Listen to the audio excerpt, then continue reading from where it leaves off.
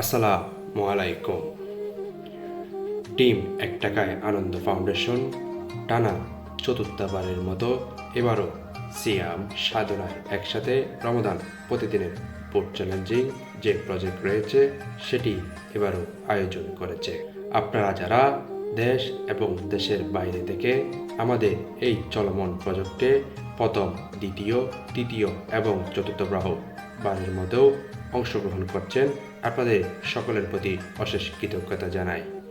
আপনারা যারা এবারে আপনাদের আন্তরিক সহযোগিতায় এবারও আমরা এই আয়োজন করতে চলে মাসব্যাপী এমন আয়োজনে আপনাদের আন্তরিক দান, সদকা এবং রমাদানের পণ্য উপহারের মাধ্যমে আমরা তা খাবারে পরিণত করে তাদের হাতে পৌঁছে দিব ইনশাল্লাহ।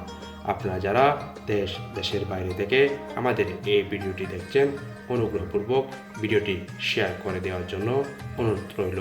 আমরা টিম এক টাকায় আনন্দ ফাউন্ডেশন সবসময় চেষ্টা করে চলেছি সুবিধাবঞ্চিত অসহায় মানুষ, পথচারী এবং রাস্তায় শুয়ে থাকা মানুষের জন্য সাহারি আয়োজন করার জন্য।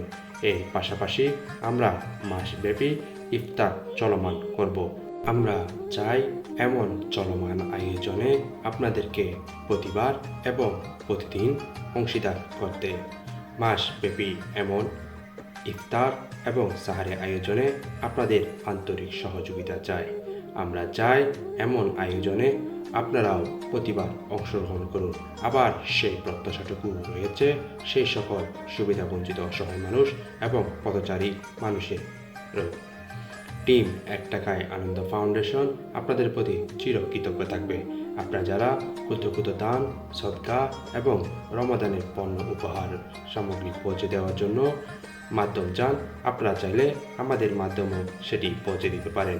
আমরা সঠিক হকদার, প্রকৃত ব্যক্তি এবং সঠিক মানুষের কাছে আপনার আমানতের অংশটুকু পৌঁছে দিব ইনশাল্লাহ।